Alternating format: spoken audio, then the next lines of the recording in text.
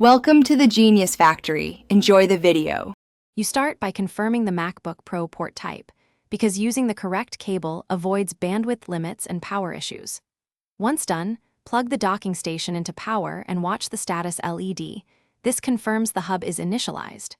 Next, connect the docking station to your MacBook with a certified Thunderbolt 3 or 4 cable.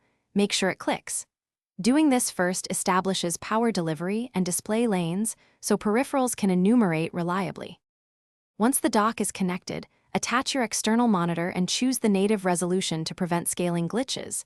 This matters for Retina MacBook scaling. Then plug in your keyboard, mouse, and any USB storage. Make sure they are on powered ports for reliability. After that, open System Settings and go to Displays, Sound, and Network to assign primary display, audio output, and Ethernet priority. This step configures Mac OS to route video, audio, and network through the. You finish by confirming the MacBook is charging and the battery percentage rises. This ensures power delivery is working. Next, test file transfers and playback to verify USB throughput and audio routing. If something fails, unplug the dock, wait 10 seconds, then reconnect.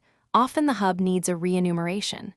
If a display still won't appear, swap cables and ports. As a last resort, reset NVRAM or SMC, because that clears stubborn hardware routing problems and restores normal dock behavior.